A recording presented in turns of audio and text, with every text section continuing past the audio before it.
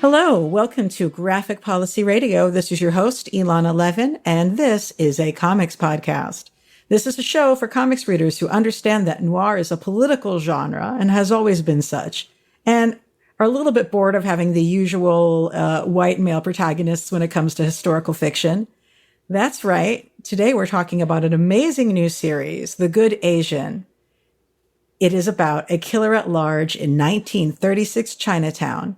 And joining me today are the writer and the artist of the series. We have Pornsak Pichetshote. He is a writer for comics and TV. He wrote the critically acclaimed horror comic hit INFIDEL that was featured on NPR's Best Horror Stories of All Time. In TV, he's written for the shows Marvel's Cloak and Dagger, Light as a Feather, and Two-Sentence Horror Stories.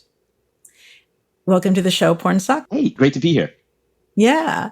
And joining me is Alexandre Tefenkgi. He is the acclaimed artist of European comics and graphic albums, as well as the critically acclaimed skybound book Outpost Zero by Sean McKeever. Born in Africa and raised in France, he's an artist of Vietnamese descent. Welcome all the way from France. Hello there. Happy to be there. Yeah. I really love this series. I knew I would from the second that my friend writer Alex Tefenkgi described it on Twitter. As the promo materials from Image Comics says, this is a meticulously researched new series. It explores race through a genre lens. It is hitting shelves right now. And I was just absolutely propelled from issue to issue to issue. I have secret review copies of the first 3 issues, and I really could not put it down. So great work, you guys. Thank you. Thank you. Pornsak, tell me, how did you initially get the concept for this comic? It's funny. I self-identify as Thai American, but I'm ethnically Chinese on my father's side, and the reason why is that whenever my parents used to argue about politics, whenever my dad was losing, he would always end the argument with being like, that's a problem with Thai people and blah, blah, blah, blah, blah. And my mom would always get like super annoyed and be kind of like, it's like, you're Thai. And he'd be like, I'm Chinese. And she'd be like, you don't speak Chinese. You've never been to China. Like, stop giving me all that. And so and as a result, like she would always win the argument. And so we would always self-identify as Thai. But my father in his later years would get more obsessed with his Chinese roots. And so anytime I went home, he was always watching a documentary about China and all that. And so when he passed, part of processing the loss was learning more about the stuff that my father was so interested in and learning more about China. And the interesting thing to me is that instead of focusing on Chinese history or Chinese mythology, probably because of my interest in American history and Americana, I focused on Chinese American history. And that's when I learned about the Chinese Exclusion Act. It's when I learned about the Immigration Act of 1924 that banned all the Asians and Arabs coming into the country. And I was really shocked and amazed. As an Asian American, I wasn't aware of any of that. And it also kind of tapped into this interest, curiosity I had when I was younger, how I always found myself drawn to those old, Charlie Chan and Mr. Moto movies. In the 1930s, there was this whole period where sort of Asian crime solvers were extremely popular, mostly because of the popularity of Charlie Chan, which had movies spanning the globe and, over 50 movies and all that. And so the idea that, these characters existed and were popular as they were at the same time that Asian immigrants weren't allowed to the country, I found fascinating. And that's kind of where the start of the idea to do the book came from. That's really wild. I feel like when we were taught about the Chinese Exclusion Act in school, they never really gave us space to think about how horrific that was. It's sort of taught here's a thing that happened in the history of American development without actually talking about this is how it contributed to white supremacy in America and the lasting effects of this. Yeah, I mean, it's funny. I think, we're at this moment in sort of history now where we're kind of looking at sort of the world and society and certainly history from a different sort of racial lens and sort of a different sense of empathy for all that. Because it's true, you look at so many of the laws that were passed, with not even within the 19th century, but even the earliest 20th century. And I, like you say, they are sort of footnotes without sort of unpacking sort of the emotional resonance or what that does to a sense of community or sense of identity. And that's certainly where, the impetus for the book came from, is sort of apply sort of the racial lens of today and looking at the past to sort of bring out those details just a little bit more. I also think about like the way American culture really wanted to see these stories about fictionalized, Chinese cops who were not actual real or like based on real people or reflective of actual Chinese culture. So it's like this fictional idea of what a Chinese cop is, and then completely hostile to the reality of that. Yeah, it's absolutely fascinating, like partly because it's exoticized. I mean, especially if you look at Charlie Chan, like, that, the character was played by a Swedish actor for sort of most of its run. And I think the very first Charlie Chan actually was sort of a Chinese actor, and that just didn't take. So it was this fascinating sort of, the whole interest around the character was part of a very specific exotification of sort of what an Asian was and sort of what an Asian man, an Asian detective sort of could be. Like, it's fascinating to me that, especially in the later movies, Charlie Chan was played, by a white man, but his sons were played by Asians. And so it was interesting that, and his sons were like teenage sons and sometimes sort of grown sons. So it was interesting sort of how that worked in terms of what the audience at the time, could imagine and couldn't imagine. It's, you see it in some comics as well, like where you'll see one character that'll be drawn as a complete racist caricature, and then other characters of the same exact racial background who are drawn like real people. Like, actually, you see this a lot in the Agent Jimmy Woo appearances in Marvel Comics and Timely, and then Marvel Comics, where he's like this, handsome and like totally just looks like a Chinese American detective character. And then he's fighting against these bad guys who are like the worst Yellow Peril caricatures you could possibly imagine. It's funny, and I'm glad you brought that up, because it's something I've never looked into in terms of the character. Like, so much of Charlie Chan was brought up in response to sort of Fu Manchu, and I actually don't know where Jimmy Woo and sort of, I don't actually know if he was fighting the Yellow Claw at the time or what it was, but like, I don't know where that fits in the timeline of sort of, using comics as propaganda in kind of that way, but that is sort of really interesting. I'm partly it's Randall Park, but also partly like I'm fascinated by the character Jimmy Woo. I think he's like one of the best sort of like Asian characters in sort of comics, even though he's so underused. And I think it's primarily because he's one of the few Asian characters who is not a legacy character, and yet, but at the same time is also not built on sort of like an orientalized, exotified stereotype. So the character's amazing. I mean, so many characters are like, they have secret Asian spiritual powers or kung fu powers. And he's just like, no, just a secret agent, know? Yeah. He's absolutely amazing. It's that character is sort of absolutely amazing for that way. I don't know him I don't know his, I haven't read all his sort of appearances as I mean, well as who possibly has? Because like so many of them are so racist other than him. Right. I mean, part of me makes me think about it in the context of being the good Asian. Yeah. He gets to be the good Asian who's like handsome and debonair because he's serving the US government, and the Asian characters who aren't serving the U.S. government, those are the bad Asians, and they get drawn as like subhuman. Yeah, and I'm really glad you sort of bring that up, because that is so much part of sort of the DNA of the genesis of the book, of the sense of, I mean, the title "The Good Asian" sort of certainly refers to the model minority myth that sort of Asians sort of work under. But there's also this, a part of that too is this concept of, okay, you have to do for any immigrant group, there is this belief that, all right, if you do the right thing, you get to be an American.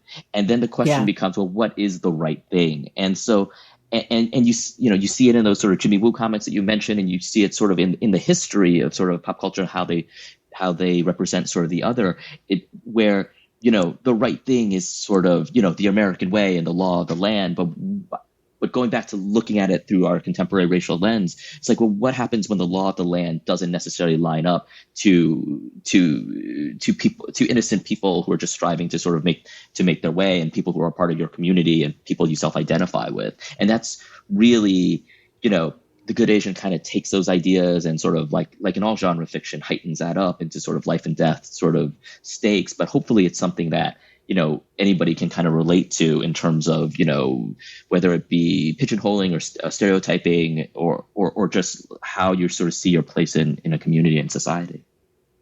Well, I love how this just really heightens all of the ways that you are forced, or people of marginalized identities, and in this case specifically Chinese American, are basically pitted against like being true to your community, being true to yourself, and like following the law in ways that are oppressive to other people, and that you only have certain freedoms and certain privileges. Like, he's able to get out of Angel Island more quickly, like because you are doing what the state tells you to do. And if you're living up to other values, like protecting people from your community, then that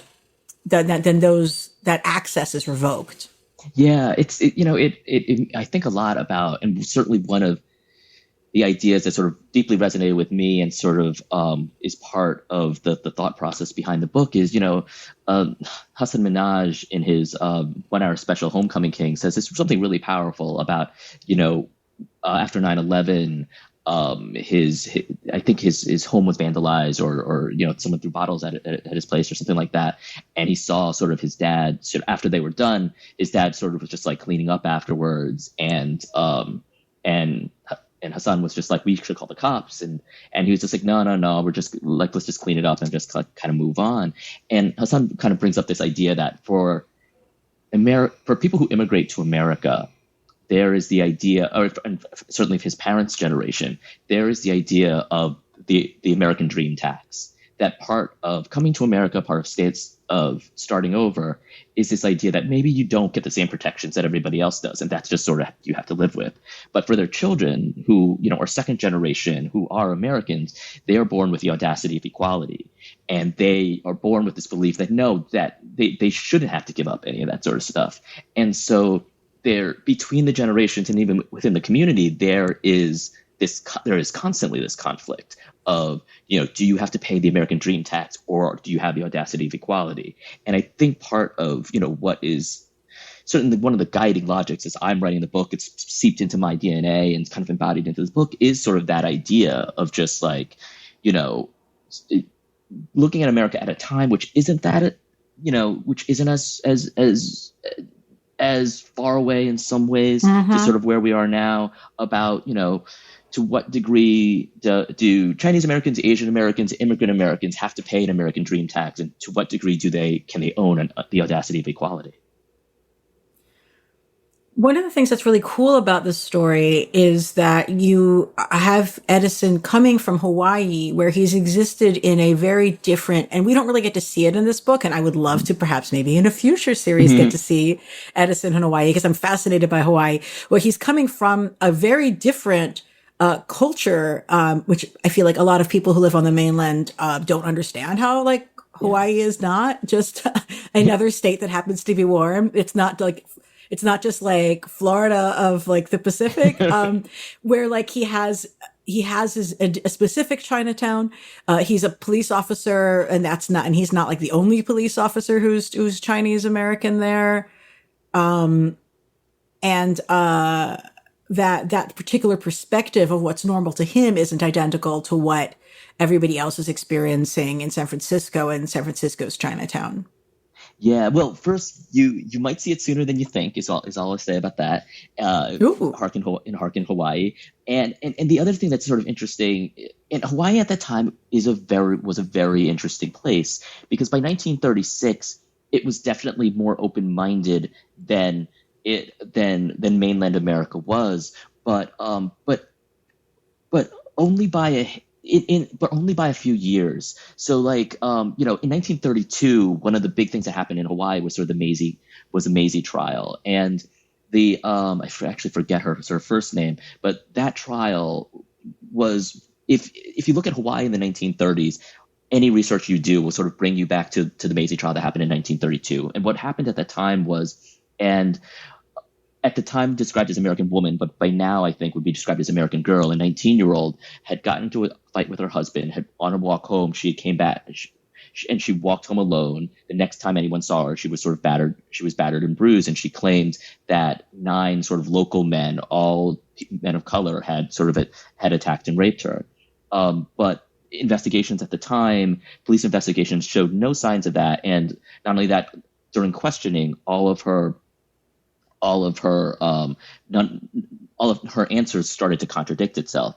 But it was but the bigger problem, or there were many problems, but one of the things that sort of happened was this case got nationwide coverage. And so the news coming to the mainland from Hawaii was that locals were attacking and raping sort of the white women that were in Hawaii. And so the mainland America was kind of calling for these 9 guys to kind of go to be given the death sentence. And what happened was there wasn't enough evidence to prosecute, and so they were set free. There was nationwide outrage for that. This girl's mother flew to Hawaii, consoled her daughter, and then went out and shot one of the attackers and killed him. And then that became sort of a new trial. And then that trial was sort of said that, like, this white woman was trying to protect her daughter, and now she is the one sort of being put in jail. And so she was put in I want to say she was put in a hotel because she was a woman of influence. She actually had a very nice stay, so she didn't actually have to stay in a prison. Whereas the men who were cleared for the charges of attacking the woman actually had to be put in jail for their own protection from people trying to, like, hurt them, right, to lynch them. Yeah. So those men ended up sort of back in jail. The mother would eventually be found guilty of the crime of murdering the man, but her sentence was 1 hour in the judge's chambers, and then after that she was allowed to go free. And Good God. Yeah, and so that was an enormous nationwide case that sort of, that really kind of put Hawaii in sort of America's sort of lens, and it changed sort of the way, and that was kind of Hawaii's big racial reckoning of how they saw people of color and how they saw sort of whiteness and sort of at the time. So by 1936, you had a Hawaii that was starting to change. It was more progressive than the mainland, but it was still kind of right off the heels of sort of this enormous sort of, because at the time, like, I think the queen or the princess of Hawaii had to get involved because there was so much sort of outrest about what was happening. So I'm sorry, that was a long tangent, but that was a great tangent. Which is to say that Hawaii in some ways was open-minded, but it was just opening the door to its open-mindedness. And sort of Hark kind of comes from. That is the Hawaii that Hark comes from, of a place that on the one hand is better than California. Hawaii is one of the states where, intermarriage is legal, where he couldn't have done that in California. So on the one hand, Hawaii is open-minded, but it is a place where he has just sort of seen the double standards between, local Hawaiians and people of color and sort of white people. So it's a complicated dance that even Hark is sort of playing with as he comes to San Francisco and et cetera. Yeah. I mean, and just like the dynamics of, like, there being just a much larger Asian community. Yeah. In Hawaii, like the math is different there.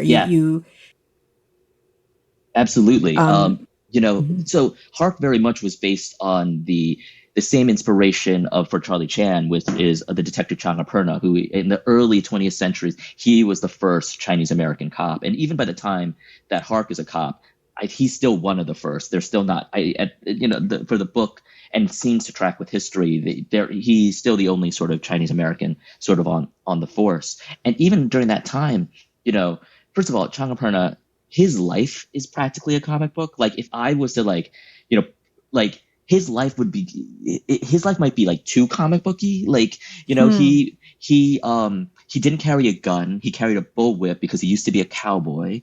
God. Yeah. He had a scar in his eye because he got into a fight with a man with a sickle. I don't even know how you confront men with sickles, but that's what he did. He was, there's stories about him getting thrown out of windows, landing on his feet, and then running right back into the building to sort of apprehend people. But what he had to do, so much of his work was against sort of the local Chinese community.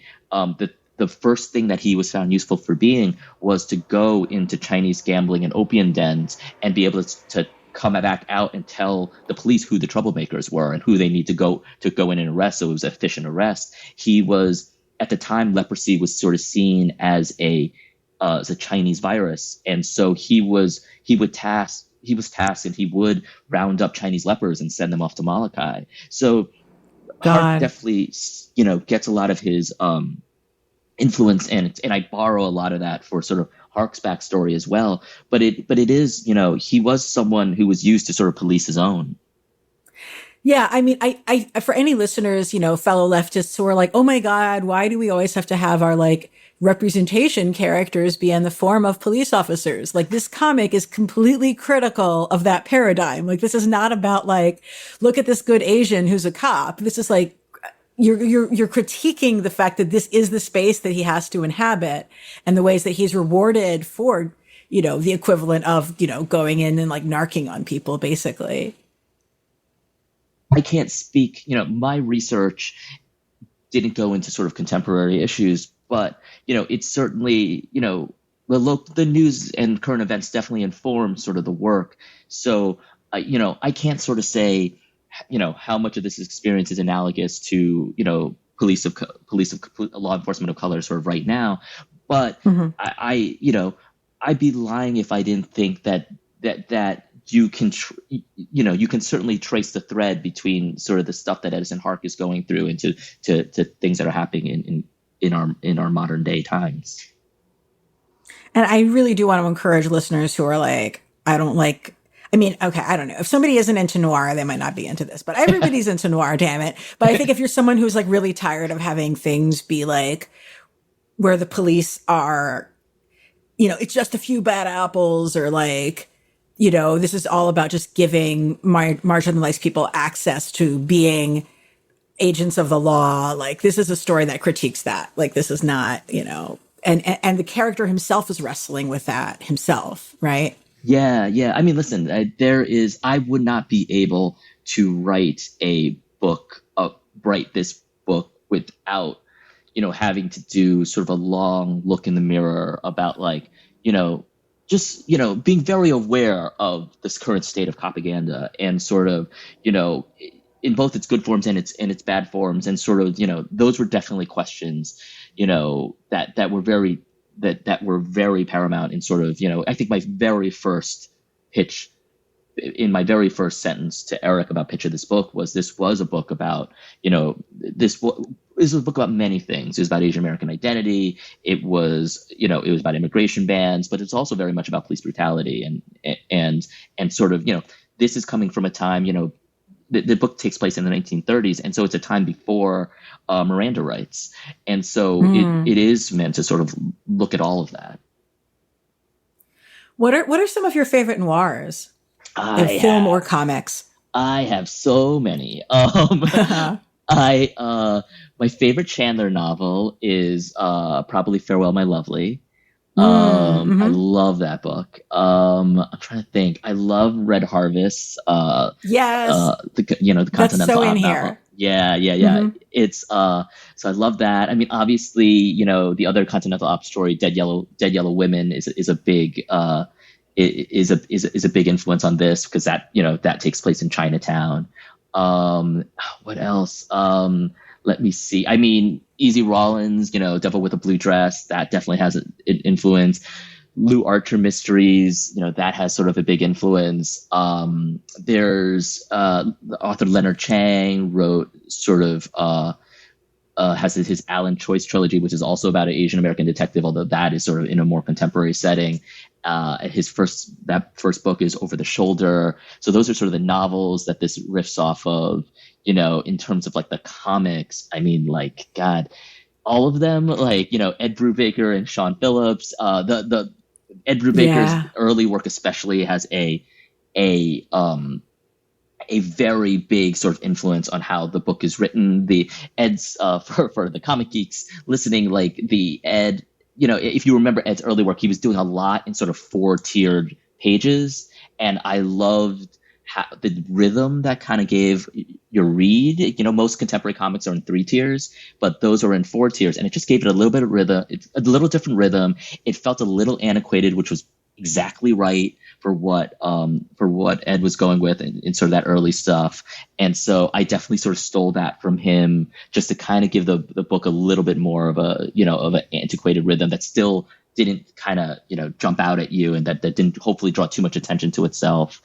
I mean, Darwin Cook's Parker books, Matt Wagner and Guy Davis' Sandman Mystery Theater, which was also set in the 1930s, Brian Azzarello's and Edward Roderiso's 100 Bullets, all of Bendis's crime stuff, Jason Aaron's crime stuff, Scalped and Southern Bastards, Frank Miller's Sin City, Frank Miller's Daredevil. I mean, now you're just giving me excuse to just list my favorite comics and books. Yeah, no, but I see these.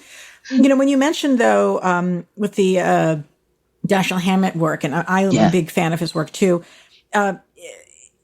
With the Dead Yellow Girls, it makes me think about how in your work, because you're being, true to this time period, there's a lot of people using language that we wouldn't use because it's racist, and how, it's always a challenge, I think, for us to sort of navigate, when do we want to use racist language that is reflective of how these characters would actually talk in the space they live in, versus just how much it sucks to have to write those words. Right. How do you, I'm not Asian American, so I can't speak to the way it works in that particular text, but I certainly read plenty of things that use language to describe my identities that I don't love. And sometimes I'm like, this is okay in these ways. And other times I'm like, stop, go away. How do you navigate that yourself when you're telling historical fiction or reading work like Dashiell Hammett's? Well, I mean, when you're reading work like that, there's a little bit of that where it's a little bit of the cost of entry, where, that's part of the contract that you realize, and it's certainly easier with novels than it is sort of with old films or, old TV shows and all that. In terms of how I handle it in my own work, I think being part of that group makes it a little easier. I will give myself a little bit more leniency of doing that with my own work with people that I self-identify as my own ethnicity than I would someone else's ethnicity. So certain some of the language, the extent we go to a language in The Good Asian talking about Chinese American characters, I don't know if I would put myself in a position where I would have to make that decision if it was sort of, say, for Black characters or for Latino characters or anything like that.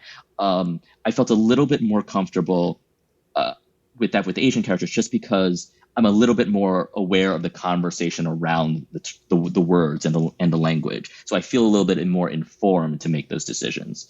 And so the harshest slurs come from the racist characters, or the least open-minded, least empathetic characters sort of in the book. And it is sort of meant to reflect the times.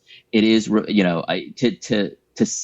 not going to use the word censor, but to omit the language, for lack of a better term, whitewashes the times, and lets the era off the hook more than I'm willing to. At the same time, though, there's other language decisions where are historical or historically based. The fact that to Asians, white people weren't called white; they were called American, and because that's what it was. That's how they were seen at the time. There was no such thing as Asian at the time. At the closest thing you would get, it was academics would refer to Asian people as Asiatic. If you were Chinese, you were considered Oriental. So there are aspects of that part of the language that, to me, is more is informed sort of by history. But even the slurs, in my opinion, is informed by history, and it is just about trying to provide the most accurate. And I think is the thing too. My approach to slurs and language is that it's less about, whether it's the emotional impact or it's not meant to shock or surprise you, or that it is meant to be anthropological in a certain sense. It is meant to just depict the times as from what I could tell how they actually existed.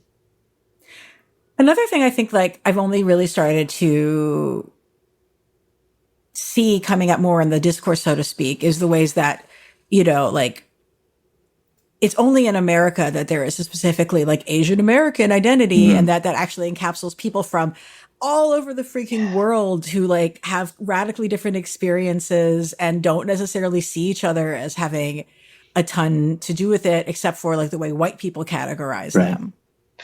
Yeah, and I'm glad you mentioned that, because that's definitely something that is at the heart of the book as well. I mean, one of the places where I came from when writing the book, and you see parts of it in Hark itself, is that exactly what you say.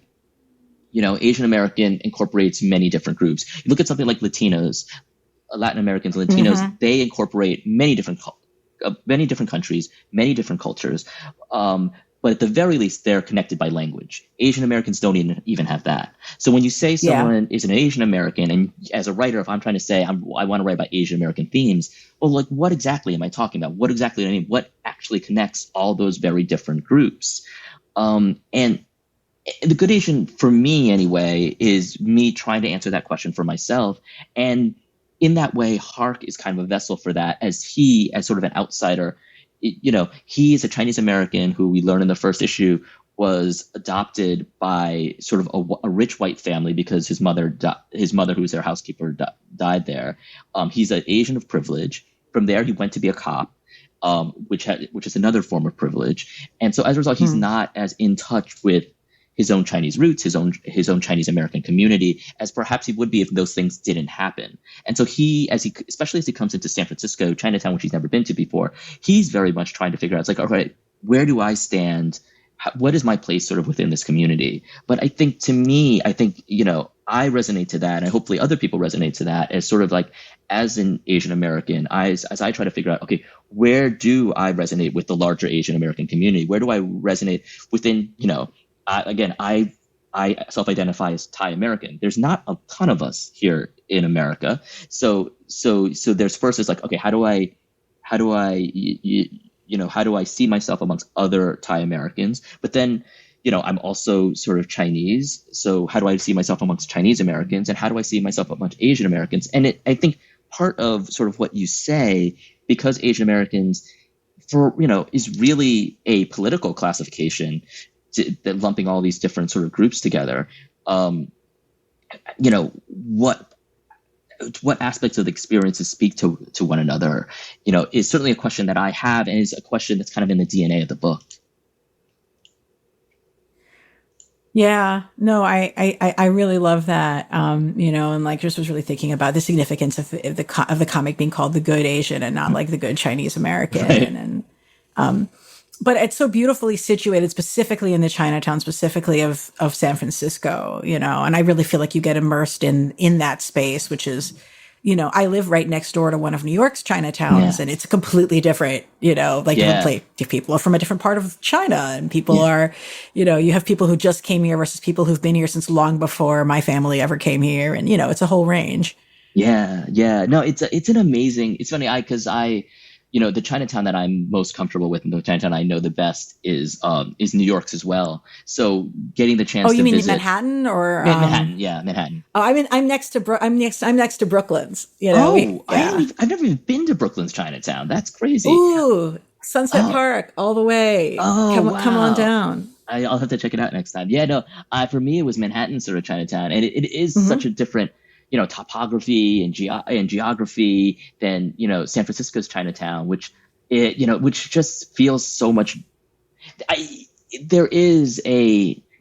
can understand why writers from the 30s, and writers, I guess, all throughout history, has sort of been swept up in sort of romantic aspects of San Francisco's Chinatown, even though, I think the aspects that they forget, that we try to acknowledge in the book, that while it is a place that can be romanticized, it's also a place that has, it's a place of working class Asian people, and sort of and try to center the story around sort of their experience as well. And I love how you do that with the oh my God, I'm forgetting her name, but Lucy. The woman who's the telephone. Yes. The woman who's the telephone operator, like the way her whole life is sort of like at the network hub of connecting people to each other and listening to their stories, and, her life as a woman with like a real job. Yeah. And a working class woman. Yeah, no, I found, it was really important to me to have a story, from the perspective of someone sort of living in Chinatown, and also, to see what it was like for a woman sort of at the time to live in Chinatown. And also, I was just fascinated by the operators at at the Chinatown telephone exchange. Just the idea that part of their job meant they had to have every address and every phone number in Chinatown memorized and at their fingertips. It felt like they had access to the entire city, and again could listen in on, like, it just felt they were the heart of Chinatown in some ways. And so that character especially, I think the entire team has kind of fallen in love with her, and her role continues to grow as the book progresses. So is the whole book already written and it's being released in installments, or are you guys still working on it? Alex is still drawing it. I have about like 8 pages left to write before I'm done with the whole thing. So part of, not something I would recommend to writers, but but I set the task out for myself. Writing a mystery serially is not the easiest thing in the world, and so what really helped me was my schedule. The way my schedule works is I have to work far in advance, and that ended up being the best way to write a serialized mystery, because me being far in advance, I can make sure that all the different pieces lock together this way a good mystery should. And definitely while writing it, I was just like, yeah, this is why, like, most prose writers who were writing mysteries at the very least, like, did not serialize their stories. They had the whole thing done and then released it. Writing mysteries is really freaking hard. And so I'm curious, like, did this start with a sense of the character, or like with what the mystery was? Like, where did it begin in your mind? It was a little bit, I mean, for me, these things all kind of start simultaneously. So it was absolutely the character. It was absolutely, what I wanted to explore with the character, but it was also about what I wanted to explore with Chinatown, and and all the different facets of Chinatown. And for me, Hark and Chinatown, there are two sides of the same coin. And so once I kind of knew all the things I wanted the story to explore, then it was finding a mystery that sort of could incorporate all that. And, and because it's sort of introducing you to Hark and introducing you to, to the Chinatown of 1936, it's one of the reasons why it required sort of it required a big mystery, which fortunately in the tradition of good noir, the mysteries are big and winding, and one of the things that I love about working with genre to sort of talk about sort of all these different issues is that you find the kind of superpowers every genre has, to the natural tricks and tropes that the genre has, that you can use to explore certain that almost seem constructed just so that you can explore certain issues. And so for me, the twisty turny serpentine aspect of noir mysteries kind of helped all these topics I wanted to talk about between Hark and Chinatown. Well, it's really definitely hard to sort of like craft like, who did what and all that. So congratulations. Thank you. I really am loving this comic. It's just so my thing. Thanks. Like, I love historical fiction that's really rooted in spaces that haven't been explored, with either as thoroughness or as much honesty, or with like through the lens of like impacted people and impacted communities. And I love a mystery and I love noir. So thank you for all of this awesomeness. I'm really intrigued by Angel Island. I'm being from the East Coast and from, refugee folks who came through the East Coast, I know a lot more about what was going on with immigrants coming into America here, and less about Angel Island. And I realized I mentioned it earlier in the podcast without like saying at all what the hell it was, which maybe we should talk a little bit about that for folks who haven't read the comic yet. Yeah. But you start your story there. Like, you really begin your story with Edison Hark on Angel Island, talking with a young boy. Yeah. So for me, I didn't know about Angel Island until I sort of started all this research and I sort of went down that path. And again, it was one of those things like, wow, I can't believe I didn't know it. But for anyone who doesn't know what Angel Island is, Angel Island was kind of the Ellis Island of the West Coast. That if you were traveling across the Pacific, Angel Island was the immigration center through which you were processed. The difference being is that especially for up until really, 1943, maybe even sort of beyond that, America was America was an anti-Asian country. America, didn't welcome Asian immigrants. Part of what the book is about the Chinese Exclusion Act, which banned, Chinese immigrants, certain categories of Chinese immigrants between 1882 to 1943. But even as of 1924, the Immigration Act of 1924 was passed, and that banned all Asians and Arabs from coming into the country from 1924 until it was ratified in the 1950s and then lifted in 1965. But the important thing about that in terms of Angel Island was it wasn't as welcoming an experience as it was coming through Ellis Island, and which is not to minimize that. Not to say that was great. Yeah, not to say that was great for people kind of coming in through the East Coast. But so what would happen, at least for the Chinese at the time in 1936, is that they would be interviewed, and in order to prove, because you had to be part of very specific categories to enter America, they would have these long interviews of over 100 questions of the minutia of their life to kind of prove that they were who they said they were. And these processes would take anywhere from, a couple of days to a couple of years, and people would be staying in what, for all intents and purposes, were concentration camps in order to sort of enter America. And in a weird way, with the advent of Angel Island, that was the process getting better. Before then, people were, before the immigration stations in Angel Island were created, the process was a lot more racist, where there were very sort of xenophobic people running things, and it was during a time where Asians were, because they were coming across the Pacific, they were seen as coming from a place with more diseases, and so they had to be sort of disinfected before they kind of came into the country. And so the level of scrutiny coming in from the West and over the Pacific was sort of very intense. People had to, specifically Chinese Americans, but Asian Americans in general, there was a lot of scrutiny on who could and who couldn't, and the result of that scrutiny meant that a lot of people had to sit in barracks and concentration camps before they were allowed into America. And just the way you show, like, people being questioned about these specific details in their lives, as if knowing them would determine whether one was innocent or worthy. It's so arbitrary. Yeah. I mean, and it was crazy, just the level of just how many windows are there in your house? How long, how many steps did it take you? What was your local market? How many steps did it take you to get to your local market? It was very much, the, presumed guilty kind of thing. And you had to kind of prove your innocence to sort of allow yourself into America. And again, even that sort of factors into this concept of the good Asian, that we're only going to allow the good Asians into the country. Alexander, how did you get connected to this project? I got connected through Cliff Chiang. He's a friend of mine, and I met him at the convention, New York convention.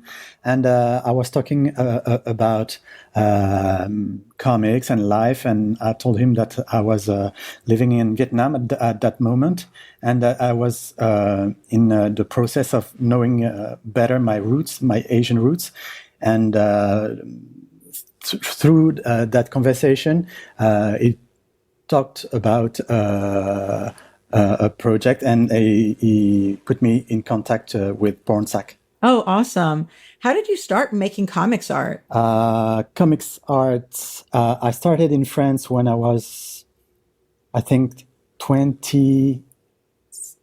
Yes, I published my first book in a publishing company named Bamboo. It was my first book was about World War II, about a pilot crashed in France and who was saved by a French farmer. And it was a real story. And after that, I continued publishing in Europe. And my first project in the US was Outpost Zero with Killing McKeever for Skybound. And then it was Image and Pornsak with The Good Asian. So what is it about doing historical settings and stories that really appeals to you as an artist and creator? I think it's comics is a great medium to entertain and to talk about history, not as a history book, but talking about history and to portray in a interesting way what happened, what interesting stories happened during different eras and different contexts. Are there particular other artists or illustrators who's influenced your particular look and approach to making comics? Yes, but not only in the European comics or the US comics, but I'm also influenced by the manga comics, like Naoki Urasawa with 20th Century Boys or Monsters.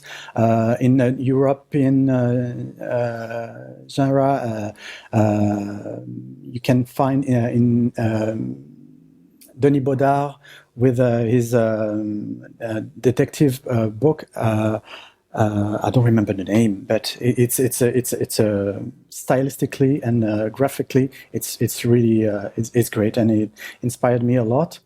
Black Sad also in Europe, and for the US, Alex Toth influenced me a lot. Yeah.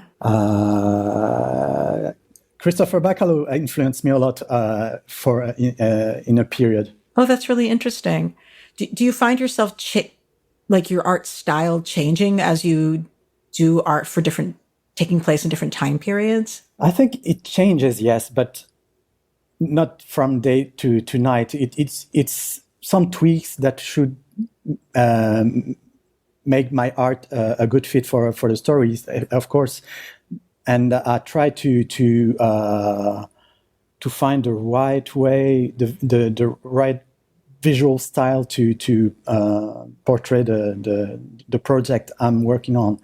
And for this detective story, I looked into the noir genre, into the really dark style like Batman or Sin City, and of course, as I told you, Alex Toth. And I think I took some pieces here and there and made it my own to fit this project. And I definitely see those connections. One of the things I really love about the art in this is the character design. Everybody has such an evocative look, and they feel like such real life people as you draw them, and they're each really unique.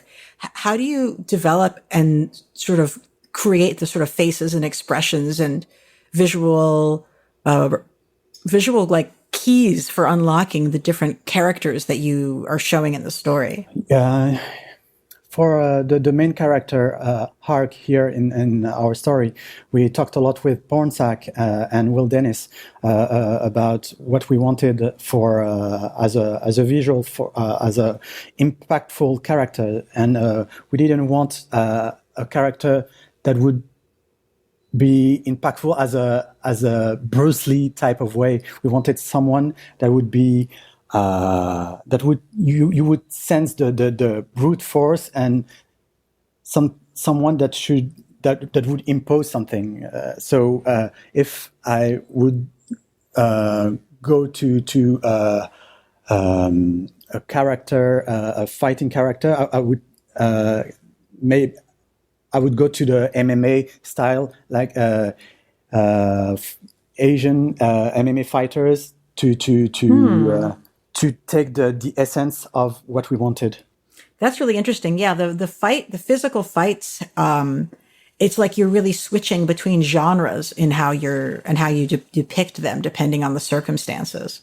You have some difference in the way the different fight scenes are are drawn. Yes, I try to take the different sequences in the book as a different part of action.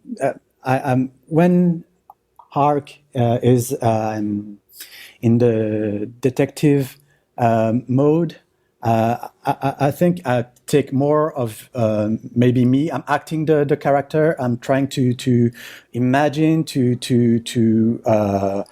move in my house, to take pictures, and to try to put myself in his shoes. But when it's a fight scene, of course, it would be maybe difficult for me to put myself in his shoes. So I'm trying to watch fight videos, like anime style video about fights. That kind of documentation. It's really neat and effective. And you hit on sort of one of the really iconic visual notes of the story, which is the sort of hawk eye, where you can see Edison Hark's focus on highlighted in like different squares and different moments and what he observes as an observational detective and as an artist. How did you develop that? We developed that with Pornsak and Will. We wanted something that would directly focus the reader's eye onto the main subject, and something that would be simple enough for not for the reader to be out of the narrative. So yes, the red square was a good option for us. That really worked, and like I think is sort of the thing I'll always associate, with this with this wherever you're going with the story. I mean, one of the big parallels that is drawn is between Edison as an artist and Edison as a detective. Is that a metaphor that that you connect with as an artist as well, or is this sort of like this is how Edison's brain works? How I took this part of Ark is maybe his emotional side that comes out through the drawings, because he's a kind of a cynical guy. He's jaded about his environment and how Asians are treated and how his life is. So this part of his character is, I think, the let out of his emotion about the world as a maybe more innocent as he shows usually. I like that. Yeah, I mean, the story really opens with him connecting with a young boy on Angel Island, through art and through observation. And it set a tone for the story, but also I think, really sort of revealed a more vulnerable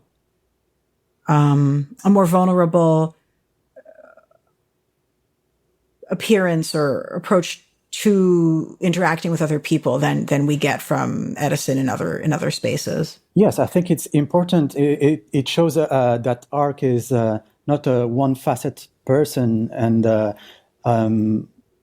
of course, he has this detective mind, this cynical behavior, but he has also his other side, and those relationship with the drawing and the kid at the beginning is maybe the echo of his childhood. Yeah, I can totally see that. Do you feel like in a different world he would have maybe been able to just be an artist? Maybe in a different era, yes, maybe. Yeah. Well, really this comic is really so beautiful. And, I'm someone who loves noir as a genre. And I felt like you did an amazing job of taking the visuals and making it your own, and also making it like just really work in Chinatown as a setting and place. Did you use a lot of reference images to create it, or? I'm a local guy, Pornsak did all the groundwork for that. each time I'm starting an issue, I get a folder with most of the documentation about the era and the architecture, the fashion, and I have to put extra documentation on my own here and there. But most of the work has already been done, and it's make my life really easier. That's really good, though. You guys are such a cool partnership, and it's like a comic with, like, you can see really like people working together and not just a game of telephone like sometimes it is. Although you guys are both working very far apart, like on opposite sides of the world almost. Yeah, but we're trying to keep in touch often, and we outside of work we video chat on weekends. With Pornsak, just about life and everything and nothing, and we developed a friendship, and it's awesome. Yeah. It's such a cool team up of people with skills here as well. Are there any characters that really as the artist sort of surprised you with some of the direction you've ended up taking them in visually? I think I'm surprised from time to time because a character is not something set in stone. It's growing organically. We started with Arc in issue 1, and I think I'm on the end of issue 5 now, and it grew in a way that I was expecting and not expecting at the same time, because it's an imagination. It's a character from imagination, and everything grows in your imagination, and it's translates into the paper, into the comics. You definitely have some really imaginative, like visual splash pages for the scene at the club, for example. That's definitely about evoking a sort of feeling of overwhelmingness and like all these layers and excitement that really breaks up really interesting paneling and detail work throughout the rest of the comic as well. But it's cool to have that mix. Yeah, you know, I'm trying to put my love for storyboarding too, for movie storyboarding too, in the comics. For this scene, for example, I was watching Peaky Blinders at the time, and there's a scene in Peaky Blinders where they entered a club, and when they fight inside the club, and I thought it was really impactful, and I think I tried to capture this atmosphere and to build from that this page, and to create an atmosphere that would fit the moment. I haven't seen Peaky Blinders, but that's a really cool connection. Well, thank you so much for joining me. I really enjoyed having this conversation, and really excited to keep reading the series, and excited to see Edison Hark in Hawaii. Yeah. Thank you so much for your interest, your love of the book, and for the time. Like, this was a really fun interview. It's clear that you care about the issues and the genre and the topic matter, and I had a lot of fun. This is great. So do you have anything coming out after this that you know of? And it's totally fine if you don't. I'm giving you the opportunity to plug it. I appreciate that. My main project right now is The Good Asian, coming out sort of every month. I have a short story in DC Celebration of Heroes that's coming out sort of the week after as part of this DC anthology, where I'm writing a Ryan Choi short story. But right now, most of the stuff I can talk about is The Good Asian right now. Awesome. And folks can pick that up. It's from Image Comics. It's everywhere comics are sold. Please support the book. And where can our listeners keep up with your work online? Oh, yeah. You can find me, real_Pornsak on Twitter, and real_Psak on Instagram. Alex's Twitter and his Instagram is just his last name, Tafenkgi, Tefenkgi. Because I have a feeling I've typed that out way more often than he has at this point. Thank you for having us. Thank you for having me. Sure. Well, thank you. And thank you to our listeners. I know this spring has been a slower releasing of episodes than I would have liked, but there've been a number of crazy things happening in the real world. There's a lot more great content coming up, including more interviews with comics writers And I appreciate you bearing with the show and being patient. Remember, this is something I do on top of all of my work and all my activism. So you can follow me on Twitter, where I am a little bit too much, ELANA_Brooklyn. That's ELANA_Brooklyn. And don't forget to keep an eye on Graphic Policy's website. We're graphicpolicy.com. And that's the place to go for your comics news and reviews. And as we like to say, keep it geeky.